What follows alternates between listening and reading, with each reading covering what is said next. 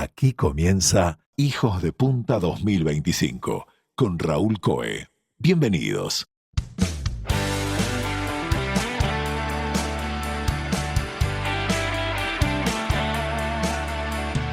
Llevar adelante la maternidad en el mundo actual, tratar de criar de la mejor forma. Qué preguntas profundas que irrumpen en la rutina cotidiana de la mano de estos dos temas. Vamos a meternos un poquito en ese mundo hoy en Hijos de Punta.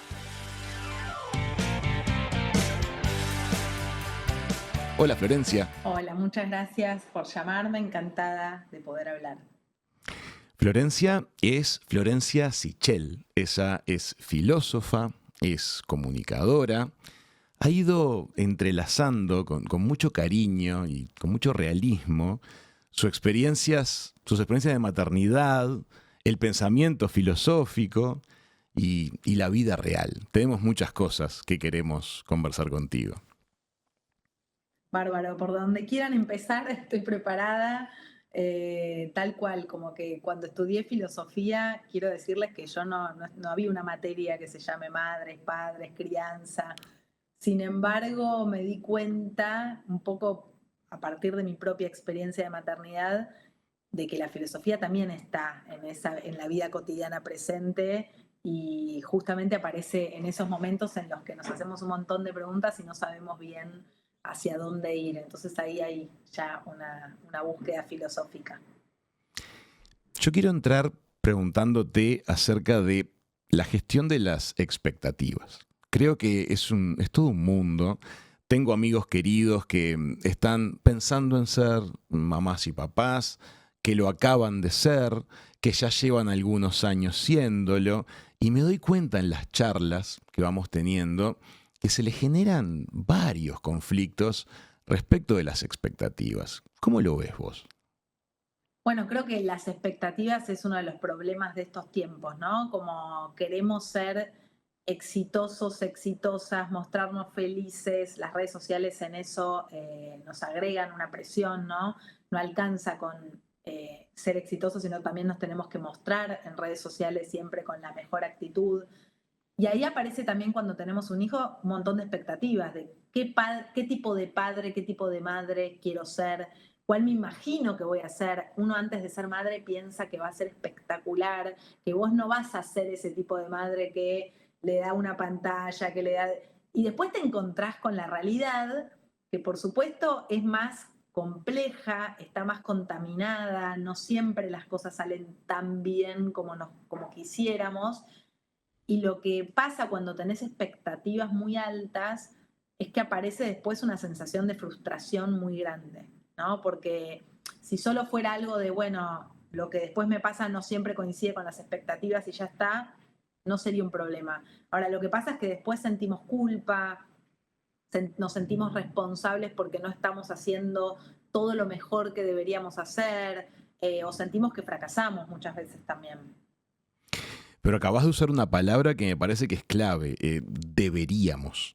¿Quiénes nos dicen qué es lo que deberíamos?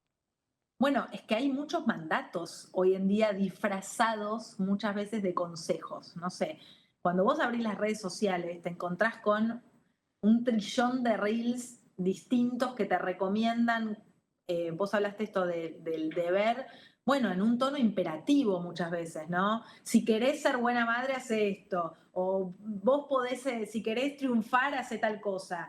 Que todo parece como disfrazado de consejo, pero que en el fondo tienen un tono imperativo, que se convierten en un deber ser, están asociados a lo que está bien. Entonces, ¿quién no quiere hacer las cosas bien?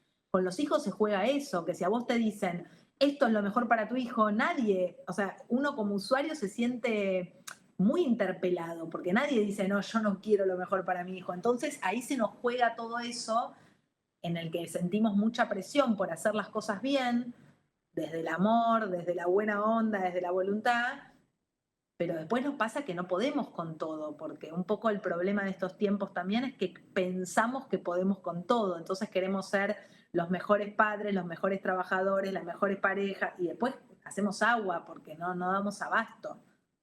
Y sí, parece lo más natural, pero se implantan expectativas que están inflamadas, ¿no? Además, uno ve mamás y papás a veces en redes sociales que tienen como una existencia tremendamente despreocupada y eso pareciera que después nunca es la vida de uno.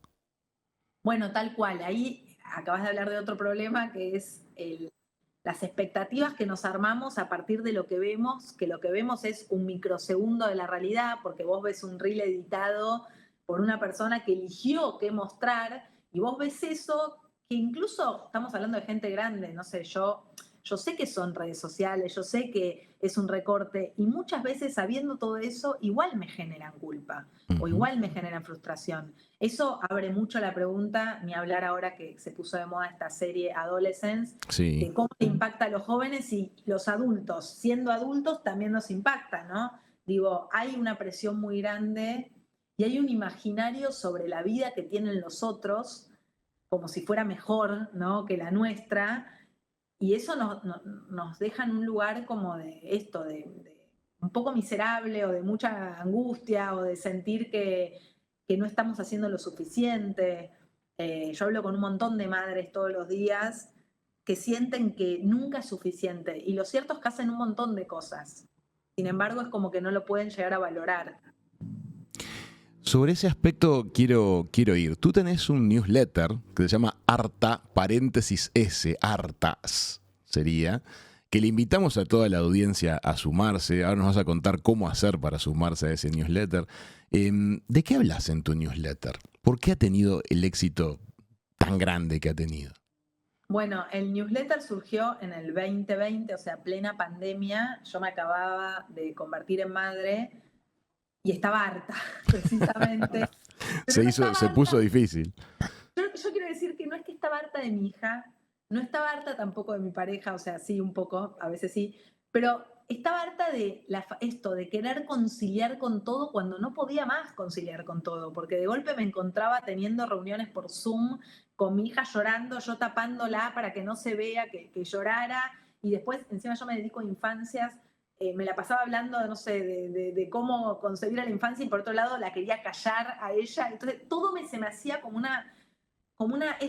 muy insoportable, se me hacía insoportable no mi hija, no el trabajo, sino la combinación, lo que Ujú. llamamos esto, la conciliación, y tuve como una necesidad muy catárquica, muy vital de compartir eso, ¿no? Porque me sentía muy sola, que es otra de las características de esta sociedad que tiene tanta exigencia y como se habla tan poco de eso, nos terminamos sintiendo solos, ¿no? Y llega la noche y vos decís, pucha, no alcanza. Y entonces me pasó como un efecto casi rebote, que cuando empecé a compartir esto que me pasaba y decía, che, no, a veces no es suficiente, o no, estoy en pareja, igual me siento sola muchas veces, y cómo puede ser, se fue armando como una comunidad casi sin pensarlo. O sea, yo le empecé mandando el newsletter a 20 amigas y hoy llega a 10.000 personas y lo abren un montón y se va compartiendo y me escriben y me dicen, tengo un newsletter tuyo de hace 3 años que todavía lo leo. Y, y fue mutando, por supuesto, empezó hablando más de maternidad. Mis hijas en estos 5 años fueron creciendo, yo también. Pero de alguna manera lo que más creo que ayuda es esto, es poder en una sociedad que te quiere explicar todo el tiempo todo, detenernos y hacernos un par de preguntas. Pero un desafío difícil, porque me imagino que ese grito de desesperación que en su momento fue el inicio del newsletter, hasta el nombre daba a entender que había un desborde, hartas.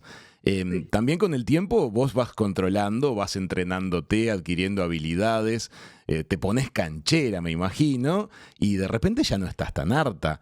Pero no obstante, desde ese lugar es inevitable dar consejos, y al dar consejos no estamos alimentando esa pelota de los consejos infinitos.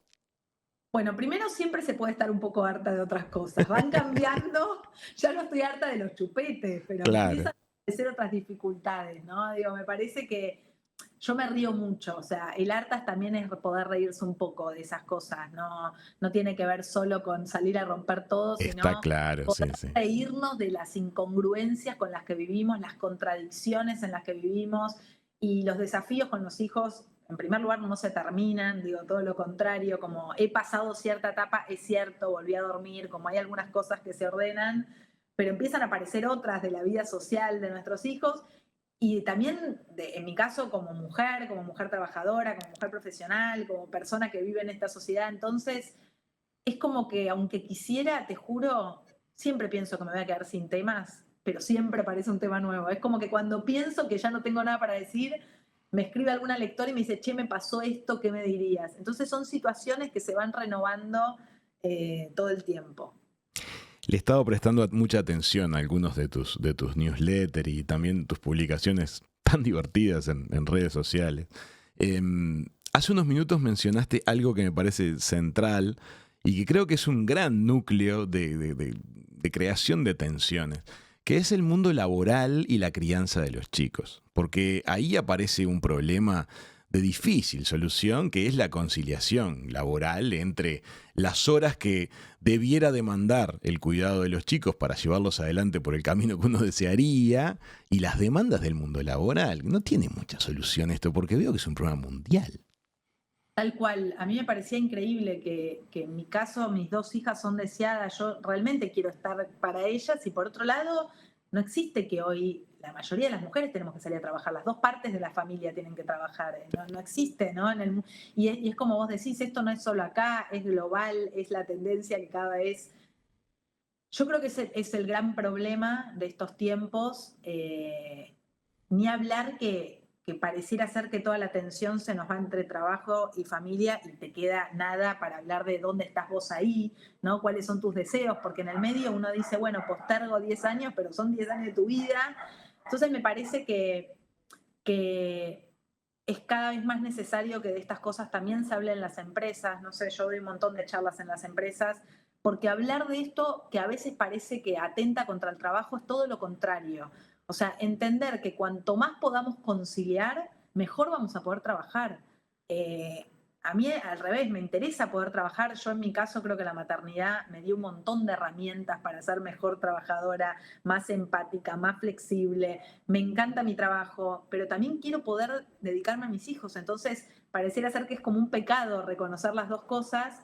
Y creo que las empresas que, por el contrario, se dan cuenta de esto y permiten poder tomar ciertas decisiones que facilitan la conciliación, obtienen muchos mejores O resultados. sea, tu experiencia es que las empresas que le prestan atención al asunto en forma seria, no para la tribuna, sino en Sí, no solo la serio. charla. Claro, porque hacer la charla, viste que es tentador. Hagamos la charla y como que la sacamos en redes sociales y pareciera que las empresas se cargaron de sensibilidad, pero siempre pregunto si después sucede. O sea, alguien quedó embarazado y no hay una mirada lateral.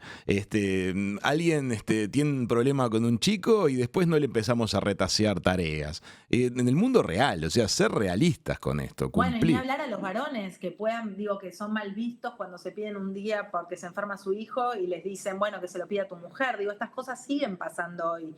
Yo creo que es fundamental que las empresas tomen conciencia de esto y he trabajado con empresas que se nota que por lo menos lo intentan e implementan pequeños cambios que ya empieza a hacer la diferencia. A veces no son tampoco grandes cambios. A veces se trata de dar algunos días más de licencia, de modificar alguna cierta flexibilidad en los horarios. Y eso de alguna manera después se retroalimenta para mejor, porque una persona que siente que es respetada y que le valoran en su trabajo, pero que también le entienden que tiene que cuidar a sus hijos, es como que yo siento que repercute mucho mejor. Pero bueno, es todavía el gran pendiente, ¿no? Es De un, estos tiempos. Es muy difícil esto, sin lugar a dudas, no hay soluciones mágicas. Hace unos minutos mencionabas la serie Adolescencia de Netflix, una serie que les recomendamos enfáticamente a toda nuestra audiencia, que muestra una sociedad en la cual tal vez los papás han hecho lo que han podido, pero se les complicó mucho. Realmente hay injerencias. Y ni que hablar si las horas del día que podemos dedicar a la proximidad de los chicos es la que es, y si aún en las horas en que está la presencia física, está la distancia digital, ¿no? Bueno, creo que lo que más nos duele de adolescencia, y creo que su éxito tiene que ver con eso, es que te muestran, como vos decís, unos padres amorosos, con todas pueden tener sus cosas, pero no dejaban de ser padres amorosos, que estaban tranquilos porque su hijo estaba en su cuarto, ¿no? Y eso no alcanzó. Eso para un padre es desgarrador, saber esto. Es como algo que es terrible, ¿no? que en el fondo yo creo que es parte de la crianza y uno no lo quiere aceptar, que es que uno nunca conoce del todo a su hijo, por más reel que veas, por más crianza respetuosa que hagas. Ahora, también es cierto, como vos decís, las redes sociales no son inocuas, ¿no? Y no da lo mismo, yo creo, habilitar redes sociales a chicos de 8, 9, 10 años. Eso es un problema de esta época, cada vez nos estamos como adelantando más. Y eso tiene efectos, porque uno no sabe, digo, así como yo a mi hija de 5 años no la dejaría ahora ir a correr a la calle, ¿por qué le doy el celular para que mire YouTube? Como si eso fuera inofensivo. Porque después pasa eso, que no podemos tener el control de todo porque trabajamos, porque estamos haciendo cosas, porque es imposible, tendríamos que estar agarrados a nuestros hijos todas las horas. Y empieza a pasar eso, que los perdemos de alguna manera. Entonces, por supuesto, la adolescencia nos pone el peor panorama de todos. Por suerte, ese no es el peor panorama de todos los chicos de estos tiempos. Yo creo que también hay que traer un poco de optimismo, porque si no, es desolador. Pero sí pienso que tenemos una responsabilidad enorme como adultos de ver qué les explicamos del mundo digital, cómo nos relacionamos, e incluso nosotros, porque yo le digo a mi hija que no quiero que vea YouTube y después estoy yo todo el día mirando el celular. Claro, Y voy desde a qué hacer lugar de después, autoridad, ¿no? Uno puede llegar a exigir. nos ven a nosotros adictos todo el tiempo con los celulares. Digo, me ha pasado hasta de mi hija de 5 años decirme, mamá, deja el celular. Es un horror cuando te pasa eso. Vos decís, ¿cómo puede ser que no me doy cuenta? Bueno, porque nosotros también somos adictos. Sí, y además hay una realidad que es que creo que nadie estudia para papá o para mamá. Es como que es algo que tendría que tener una cuota de instinto, tal vez en generaciones anteriores había una trasvasación de los abuelos de ciertas informaciones, pero la verdad es que hay mucho de aprender a los golpes y no siempre tiene por qué salir bien. No, la verdad que no. Yo confío igual en que tenemos que poder recuperar cierto autoconocimiento. Es algo que se aprende en la práctica, me Ujú. parece. Por más libro que vos te leas, por más curso que hagas. Ahora también estamos como en la era de los cursos, en donde todo nos quieren enseñar. Hay 800 cursos para ser padre, para ver cómo jugar con tu hijo, qué libro leerle, y nos obsesionamos muchas veces con nimiedades. Yo creo que lo importante también está en el día a día, en la presencia, en sentarte un rato cuando llega del colegio. A mí me cuesta horrores, pero 20 minutos dejar el celular y decir estoy con vos, ¿viste? Como poder encontrarse y no dejar de observarlo. Yo creo que hay algo ahí en esa mirada cotidiana que por otro lado es suficiente, porque también digo, si no es como tampoco creo que tengamos que hacer un doctorado para criar a nuestros hijos. Me parece Ujú. que nosotros somos los padres que con la expertise de la vida y con ganas y con voluntad debería ser suficiente. Por supuesto que después, bueno, cuando hay dudas, cuando hay cosas puntuales, pero si no, también me parece que ahí volvemos a cargarnos una mochila enorme. Digo, nuestros padres nos han criado sin tanta cosa. Entiendo que venimos de una generación que un poco se pelea contra esa crianza más tradicional, pero también a veces pienso que nos pasamos un poco, un par de pueblos. He disfrutado mucho algunos de tus newsletters acerca de este concepto como de confiar en la crianza instintiva. Este, me parece muy interesante porque a veces también se adormece demasiado el instinto y como que todo lo chequeamos a ver si lo estamos haciendo bien. Lo hemos visto mucho en el tema médico, por ejemplo, como que todo tiene que ser consulta a pediatría, todo tiene que implicar la opinión de un profesional y a veces estamos hablando de cosas de sentido común, pero Tal cual. aplica Yo también para la crianza, ¿no? Tal cual a mí me pasó que yo cuando fui madre primeriza me sentía profundamente ignorante y de golpe tenía que ser experta en todo, en cómo, o sea, un curso para ver cómo alimentarla, un curso para ver qué cuentito le leía, un curso para ver cómo jugarle. Y a veces la respuesta está en que está ahí mi hija y yo estoy frente a ella y ver qué pasa. Y en todo caso pedir ayuda cuando siento que hay algo que no sé, pero a veces le tenemos tanto miedo a equivocarnos, tanto miedo a no saber, que nos atajamos. Me parece que ahí hay algo de nuestra generación adulta que se tiene que hacer cargo de, bueno, traés hijos al mundo, sos una autoridad, podés tomar decisiones y saber que las decisiones que tomamos, la mayoría de los casos, por no decir el 99,9, siempre se puede recalcular, ¿no? Hay pocas decisiones que no se pueden recalcular. El resto es a prueba de hábito, creo, de práctica.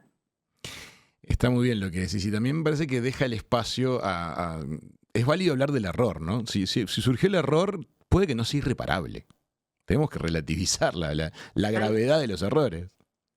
Y poder decirle en todo caso, che, no, me equivoqué, o te mandé a esta escuela, al final no es la que querés, te presto atención, te cambio. O sea, las cosas tienen posibilidad de ser reparables, son pocas las que uno dice no. Entonces me parece que sabiendo que uno da lo mejor de uno, y también, que esto es un re tema, entender que en la crianza de un hijo no es solo la madre y el padre, hay otros actores involucrados. Está la escuela, está la familia ampliada, están los amigos, porque eso también nos aísla. Pensar que la responsabilidad de un hijo es solo de los padres también es un error. Y la serie lo muestra. Vos podés tener padres, pero después vas a la escuela, tenés un entorno social, sos criado en una época con valores determinados. Entonces, los padres somos importantes, pero hasta por ahí también. Un primer momento. Después ya uno, uno tuvo 15, 16 años y sabe también que hay un momento en donde los padres se empiezan a correr. Hay algo muy interesante, como bien decís, esa serie muestra una institución educativa tal vez muy desbordada. Puede no ser la realidad de todas, tal vez sí de muchas, pero no de todas, en nuestras regiones también. Pero hay un aspecto que me da curiosidad tu mirada. Viste que de un tiempo a esta parte, mamás y papás tienden a meterse mucho en la gestión de los centros educativos, a opinar, a participar, porque pareciera que si no también se genera mucha culpa. Y eso es un cambio a nivel generacional. De pronto, un par de generaciones para atrás, los papás confiaban mucho más en el centro educativo, el niño iba y volvía, pero no estábamos opinando permanentemente del accionar de la institución educativa. Vos has defendido que las escuelas sean lugares de pertenencia. ¿A qué te referís con ese concepto? Bueno, comparto con tu mirada de la época. Yo creo que antes los padres nos mandaban a la escuela confiando mucho más y también como una forma de delegar. Precisamente te mando a la escuela para no hacer todo yo sola. Y yo veo ahora que en ciertos sectores sociales el nivel de control es muy alto. Por momentos, a veces es un falso control, a veces es control en cosas chiquitas, no es que hay un control es como control en, no sé, en qué van a comer o a qué hora tal cosa, pero después no es tanto en efectivamente qué es lo que están haciendo. Me parece que hay una pérdida de confianza, ¿no? Que tiene que ver con esta época en las grandes instituciones, la escuela es una de ellas. Yo Pero también trabajo. eso hace mal, porque vuelve a recargar a los papás. Es muy difícil, digo, a mí me parece que yo trabajo mucho en educación, es muy difícil que si los padres no confían en la escuela, o sea, si no se trabaja en equipo, escuela y familia, es muy difícil poder acompañar a las infancias y a las adolescencias, que son lo más importante, digo. Y un nene también detecta cuando su padre no confía en la escuela. Eso es terrible para un hijo, escuchar que un padre critica a la maestra, por más de que tenga razón, ¿eh? Yo no estoy diciendo que uno no pueda objetarle cosas a la escuela, pero me parece que a veces ahí se desdibujó demasiado el límite, el marco, y eso trae también sus efectos, porque un chico que escucha que la escuela es malísima o que la maestra no entiende nada, después es muy difícil que construya un vínculo. Entonces, yo creo que las escuelas tienen mucho para trabajar. Por suerte también creo que la escuela que vimos en la serie todavía no es la escuela por lo menos que nosotros estamos acostumbrados. Digo, el trato de los docentes no es lo mismo. Digo, acá uno habla todavía, digo, puede haber mejores, peores escuelas, hay casos para todo, pero me parece que todavía tenemos un docente que es más cercano con sus estudiantes. Y yo sigo pensando que la escuela es un lugar de socialización fundamental, digo, más allá del contenido. Es el lugar en el que el chico o la chica sale de la familia para encontrarse con un primer mundo que no es la casa. Y eso tiene un valor invaluable, aunque a veces nos cueste, porque justamente pasan cosas distintas a la familia. Entonces empiezan los problemas. Entonces uno dice, ay, lo mando a la escuela y empieza a sufrir. Y a veces sí, pero a veces yo creo que es necesario porque es en el encuentro con los otros en donde está la ciudadanía. Entonces me parece que lo que tenemos que hacer es trabajar cada día más en articulación familias con escuela. Eso da trabajo. Y no tiene que ver con controlar, tiene que ver justamente con tener un acercamiento mucho más amoroso, mucho más empático, pensando que la escuela no es que te quiere perjudicar, sino que te quiere ayudar. Pero bueno, todo eso cuesta. Me parece muy importante que revalorices ese concepto de la confianza en la institución, porque habrá instituciones que hagan las cosas mejor, peor, están las instituciones públicas y las privadas, pero ahí también aparecen como distintos niveles de injerencia de los papás, de las mamás, que a veces sienten que tienen como el derecho de ir y plantear su mirada, que puede no ser la de la institución o la del país a nivel educativo. Entonces, pareciera que hay que confiar y hacer equipo, más sano, porque si no es un boomerang. Mando a la escuela, pero después tengo que criticarla y los chicos sienten esa desconfianza de la familia hacia la institución. Entonces, ¿para qué me están mandando acá? Y aceptar un no, que a veces a los adultos nos cuesta más que a los chicos. Aceptar un Aceptar no. el límite de parte de la institución. A veces pasa que van a tocar algún tema que vos no quieras. Puede pasar. Es parte, por eso digo, es parte, yo creo que es un problema de esta época, que cada vez pensamos que el individuo está por sobre el todo y que uno puede decidir todo, y las instituciones como la escuela te vienen a mostrar que no. Porque la escuela, si quiere atender a cada individualidad, se pierde en términos comunitarios. Y a mí me ha pasado desde cosas, me ha pasado de trabajar con directores que me decían, viene un papá que quiere que su hijo duerma de 9 a 9:20, y viene otro papá que su hijo quiere que duerma a las 11 de la mañana. Y no, va a pasar que no van a poder calmar a todos, porque no se puede. Y eso es leído como una falta de atención muchas veces por los padres, y yo creo que es un error. Yo creo que tiene que ver con esto, con que la escuela viene a poner el ámbito de lo público por sobre lo privado. Y también está el tema de las evaluaciones, ¿no? Que es un tema que aparece con frecuencia en cuanto a que mamás y papás que discrepan con las evaluaciones que han recibido sus hijos y lo van a expresar a la institución. Eso me parece que tergiversa un poco, sobre todo a los ojos de los chicos. Sí, totalmente, tiene que ver esto, y no confiar en el criterio docente o no confiar, pero bueno, es un poco un signo de esta época en la que de todo necesitamos autoconvencernos y necesitamos pensar que nuestra mirada está por sobre la del otro. Y también esto que vos hablabas antes de que cómo nos cuesta equivocarnos, porque ¿qué sería tan grave que a un chico le vaya mal? ¿Por qué sería tan grave? ¿Por qué eso no puede ser una muestra de decir, che, hiciste esto, te faltó esta otra cosa? Sí. Sin embargo, no lo toleramos. Entonces, a veces tiene que ver, digo, hay una película que está buena, está en Netflix, se llama Guía para la Familia Perfecta, es canadiense, pero muestra un poco estos temas.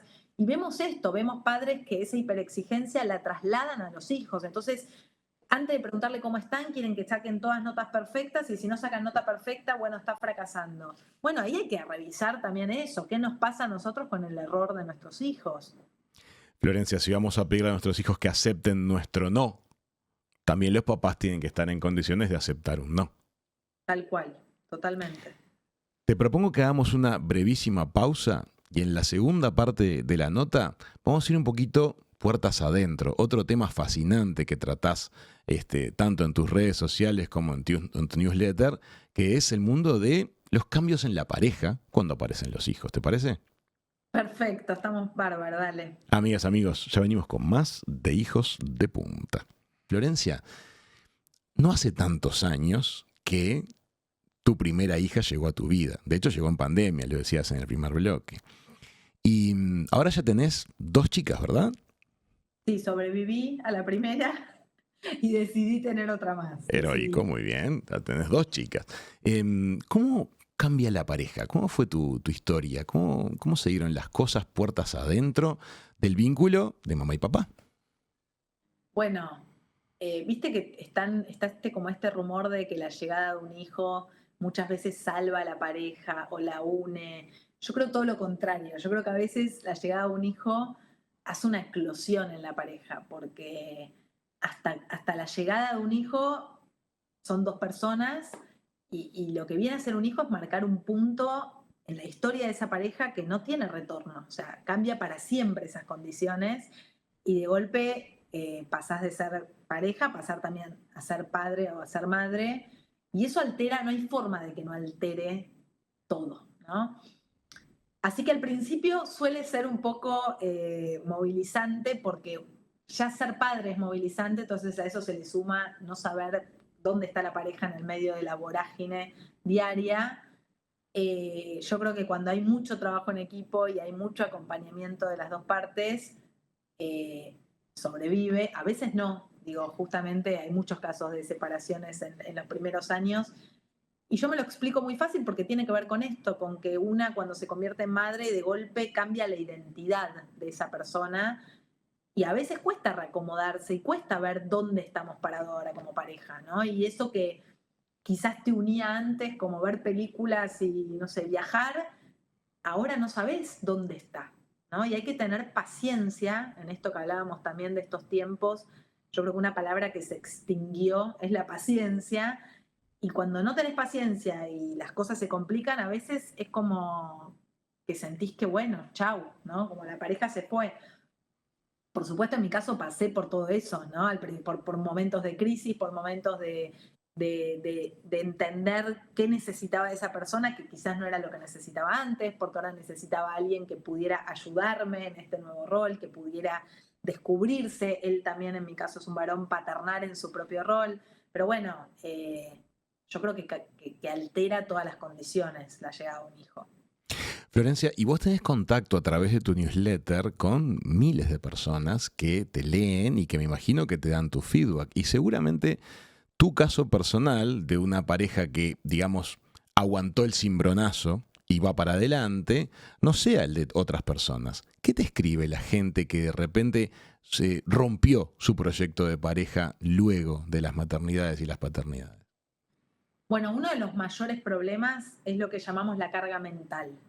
Que la carga mental es como esa lista de tareas invisible, enorme y permanente que solemos tener en la mayoría de los casos las mujeres y que no termina nunca. O sea, ¿qué es la carga mental?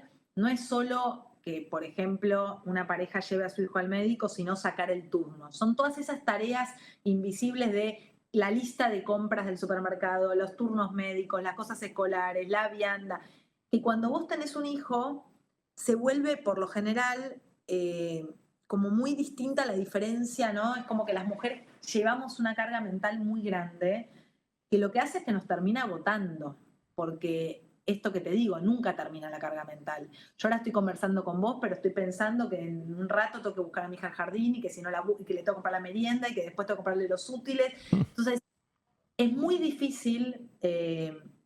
Lo que se suele decir es que lo que es importante es hablar de corresponsabilidad. O sea, para que la carga mental baje en las mujeres, lo que necesitamos es que los varones y que los padres puedan ejercer esta paternidad y no solo hacerse cargo de alguna acción, sino también esto, como sacarnos carga mental a nosotras.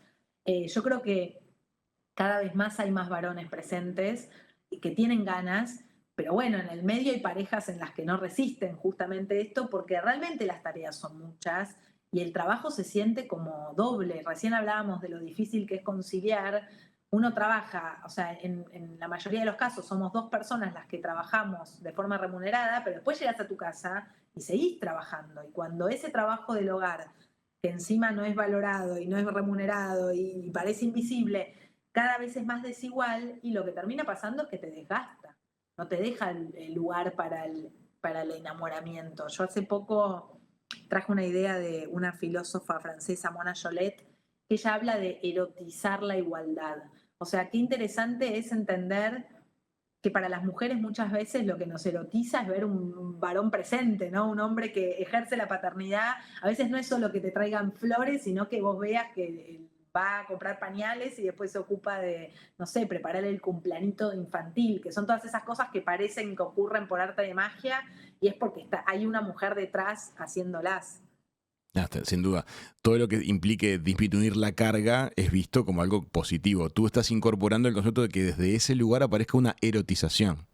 Tal cual, como pensar que ahí eso también puede, o sea, pensamos que lo erótico como que va por fuera de todo eso, y yo creo que al revés, creo que cada vez más lo que necesitamos son varones y padres presentes que se ocupen, y eso por supuesto te enamora, ver un tipo que resuelve y que se ocupa de las cosas, lejos de alejarnos, creo que por el contrario también hay un componente del deseo importante. Te quiero preguntar esto. Ustedes tienen una formación filosófica, pero a la vez están atravesados por el mundo real. Es decir, digamos como que de alguna manera hay un roce a veces entre esa ese prejuicio de que la mirada filosófica es distante de la realidad y que la vida diaria va por otro andarivel. Una de las cosas que yo creo que es más disfrutable de tu trabajo, de tus medios de comunicación y de lo que transmitís, es cómo cruzás las dos cosas. Me gustaría que le cuentes a nuestra audiencia en qué momentos de la vida cotidiana sentís que se te cruza una pregunta filosófica.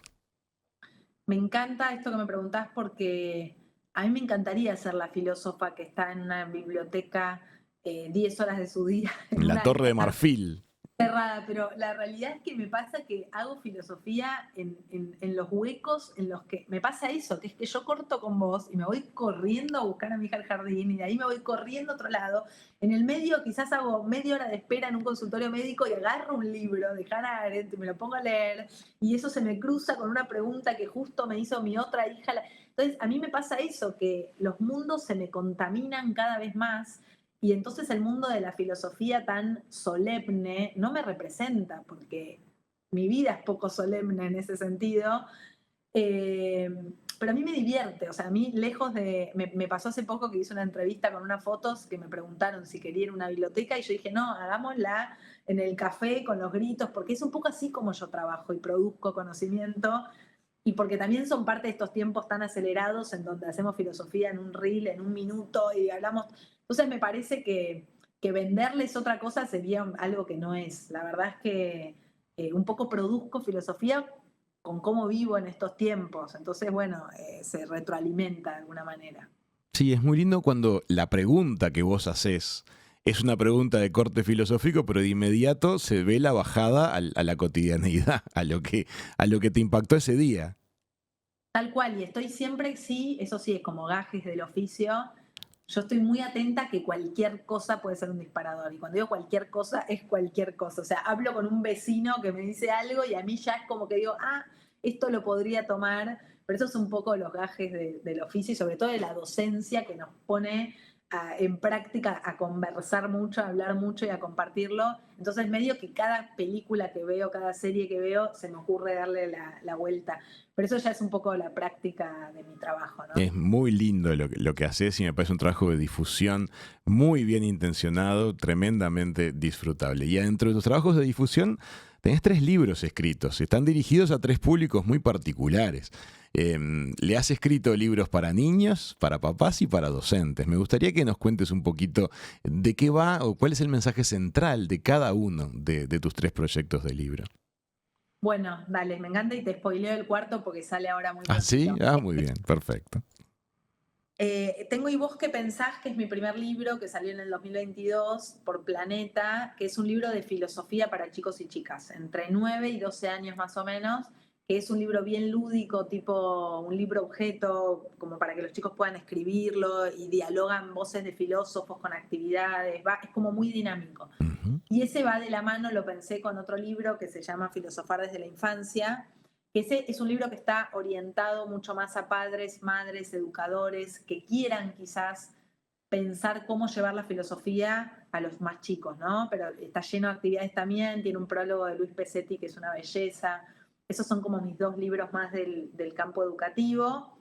El año pasado salió El filo del amor, que es un libro que coescribí con otra filósofa, Marcela Peidró, que está pensado para jóvenes, para adolescentes, o para cualquier lector que quizás nunca leyó nada de filosofía y le interesa pensar el amor.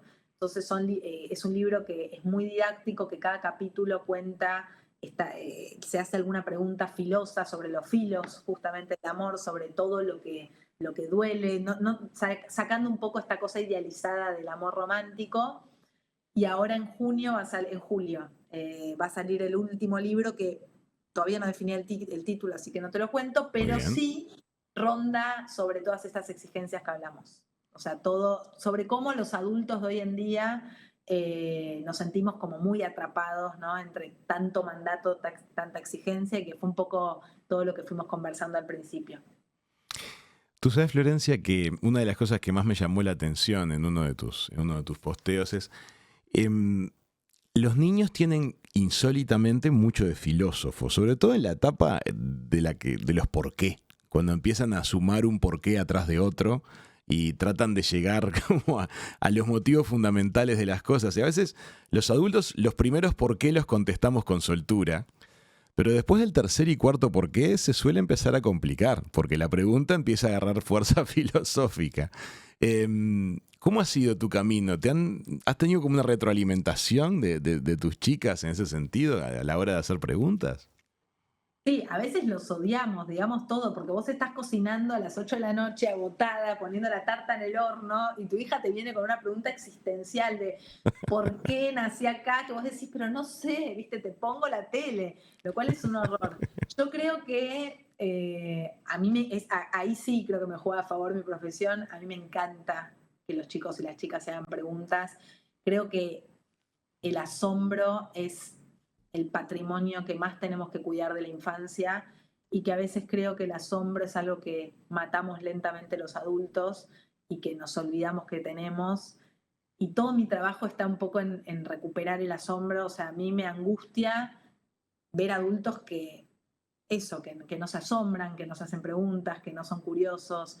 Y me parece que eso es algo que hay que preservar de la infancia, toda la vida, o sea, para toda la vida. Creo que lo mejor que podemos tener es la capacidad de asombrarnos. Y los chicos eso te lo dan gratis, no hay que esforzarse. O sea, salís a la calle, yo todavía me acuerdo, mis hijas, no sé, la primera vez que vieron la luna, ¿viste? No lo pueden creer, te dicen, ¡ay, la luna!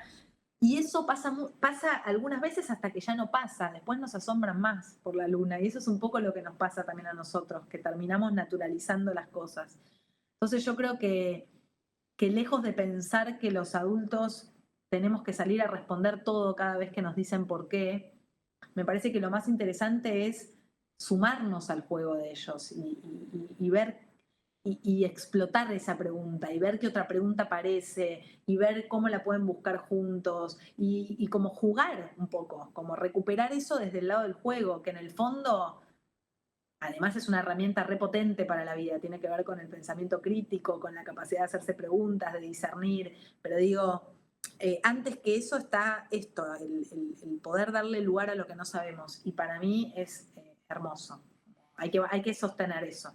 Y muy lindo lo que decís en cuanto a que cuando surge el asombro infantil o el asombro juvenil, subirnos a ese carro, porque a veces en las cuales creíamos que ya lo teníamos visto como adultos y volver a verlo es un reencuentro, es Claro, y a interesante. veces lo matamos porque como ya pensamos que tenemos la respuesta, es como yo te voy a explicar porque yo ya lo sé cómo funciona el mundo. Y a veces el pibe no es, digo esto porque la pregunta de la luna es más pava, pero esto después va creciendo las preguntas. Entonces me parece que a veces nos tenemos que morder la lengua y poder ensayar con ellos respuestas. Como, che, ¿y cómo sería si tal cosa? Ah, ¿y vos pensás que tal otra? Después le podés contar qué pensás vos, pero me parece que antes que salir a matar con una respuesta es más interesante esto, abrir y mostrar otros puntos de vista. Sí, o ir juntos a buscar respuestas, porque no las tenemos. Tal cual, tal cual.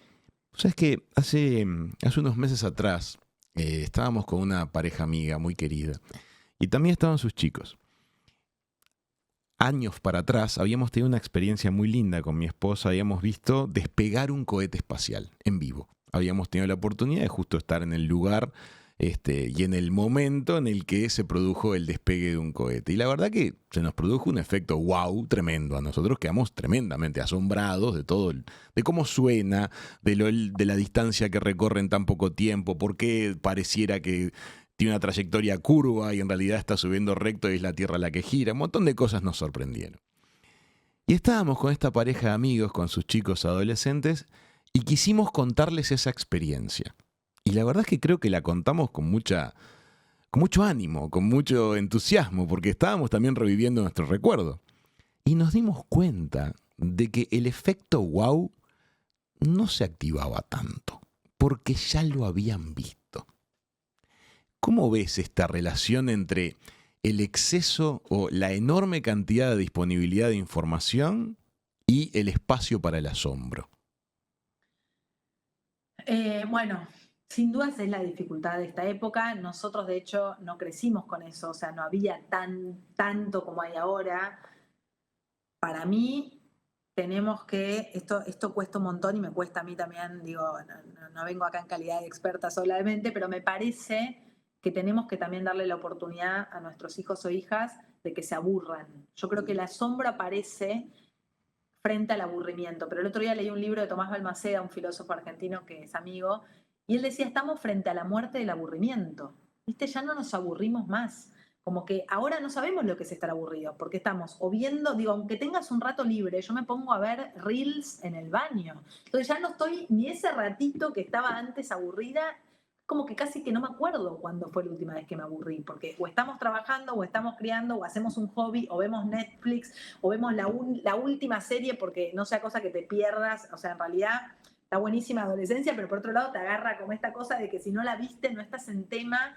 Entonces, claro, no nos aburrimos más. Es difícil que te asombres si todo el tiempo estás frente a un estímulo. Entonces, me parece que la única forma de poder asombrarnos es a veces aburriéndonos, y los adultos también. Yo el otro día volví a comer sin ver el celular un rato, y te juro que al principio se me hizo insoportable. Yo decía 10 minutos mirando al techo, y después decís, bueno, pero ¿por qué te molesta tanto? Como que hay algo ahí que es interesante de poder incomodarnos, y eso mismo trasladarlo también a los chicos. Por más de que hagan berrinches y te digan, pero me aburro, yo creo que es bueno que se aburran. Sí, no es fácil. Entiendo claramente lo que decís. Tal vez esté dentro de esas tantas expectativas que los papás antes de ser papás tienen. Voy a dejar que se aburran para que estimulen su creatividad, para entretenerse, inventen sus propios juegos. No sé si después todos logran cumplir con esa autoexpectativa que se habían puesto antes.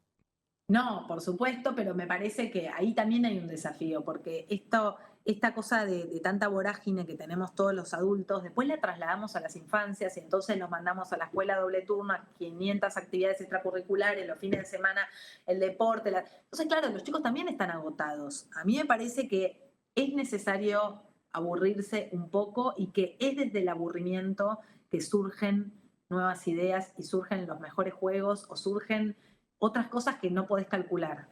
Y que si todo lo querés calcular previamente en una actividad, te estás perdiendo de eso. Te estás perdiendo de no saber qué viene. Está muy bien.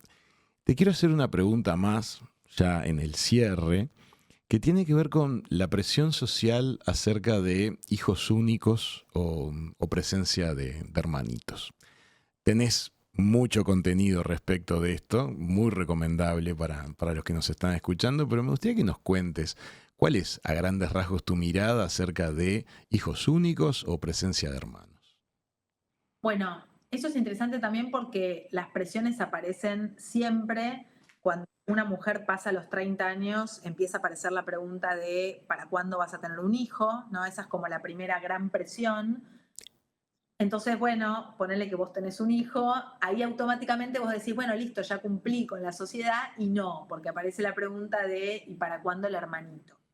Y es una pregunta que a simple vista es inofensiva y estoy de acuerdo, pero primero muchas veces no sabemos a quién se la estamos haciendo. Digo, del otro lado hay un montón de temas que todavía siguen siendo tabú, que tienen que ver con que no todas las mujeres pueden tener hijos, con pérdidas gestacionales. Entonces yo creo que es una pregunta que, a menos que vos se la hagas a alguien que querés, tenés confianza, no suman, porque me parece que uno no tiene que estar justificando todo el tiempo por qué trae o no trae hijos al mundo.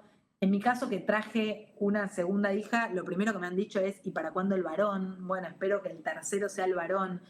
A veces parece que nunca alcanza, como que nunca llenás, ¿no? Todos los casilleros. Pero además, esto trae como una idea de que el hijo único, ¿no? Es como alguien egoísta, o que mejor darle un hermano, ¿no? Hay prejuicios con eso. Hay un prejuicio con el hijo único. Yo creo que eso no es más que un prejuicio. Me parece que, no sé, tengo hermanos y soy una caprichosa bárbara al día de hoy, y mi marido es un hijo único y es mucho mejor persona que yo en algunos aspectos. O sea que eso me parece que es una pavada, y que además traer a un hijo al mundo con lo que implica, digo, económicamente, de tiempo, de entrega, si no lo deseas, no tiene ningún sentido solo para darle un hermano. Me parece que uno tiene que traer al hijo por su singularidad, por lo que es el hijo, y que el que no quiere tener más hijos, y si vos no tenés la experiencia de tener un hermano, bueno, será una experiencia que no tendrás. Así como yo no voy a tener la experiencia de subir el Aconcagua, porque la verdad soy muy sedentaria, no creo que ocurra en mi vida, debe ser espectacular y no la voy a vivir. Bueno, no todos podemos vivir todas las experiencias. Esto que hablábamos al principio de aceptar un no, me parece que eso es algo que nos cuesta y me parece que lo mejor que podemos hacer es ser sinceros y sinceras con nuestros propios deseos.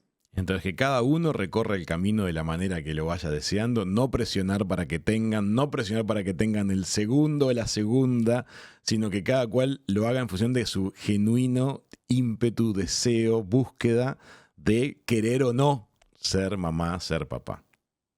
Tal cual. Y después los amigos, por suerte, pueden aparecer en un montón de otros lugares y hay relaciones de amistad que son como hermanos y hay hermanos además que no, se detestan, así que no creo que tener un hijo más es garantía de nada. Me parece que sí que sea fruto del deseo, es casi lo único que importa.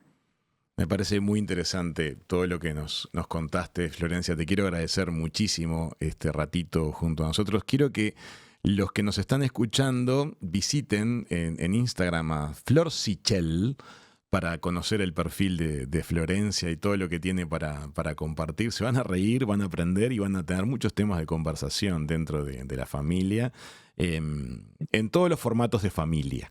Vale la pena aclararlo. Y también que se puedan suscribir a tu newsletter. ¿Cómo se suscriben a tu newsletter, Florencia? Bueno, primero agradecerles, me encantó la conversación, fue un placer. En mi Instagram, @florsichel, ahí hay un link a la página web y está todo, se pueden suscribir al newsletter que se llama Hartas, pueden ver la cantidad, sí, tengo un montón de información, de notas, de participaciones en medios, están mis libros, pueden ahí buscar todo lo que les interese para profundizar. No, y lindo compartir contigo también, ¿no? Porque imagino que debe ser muy rico el ida y vuelta que debes tener con tu audiencia.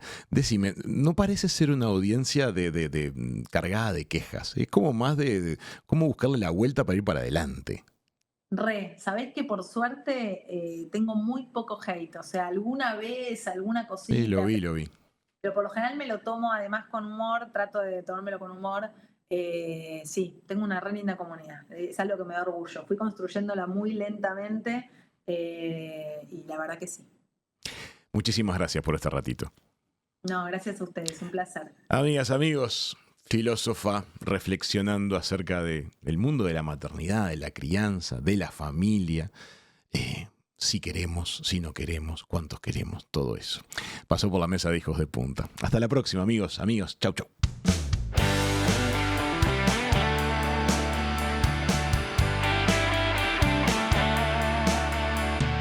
Siempre que quieras, las entrevistas de Raúl Coe están en Spotify, YouTube y en hijosdepunta.com.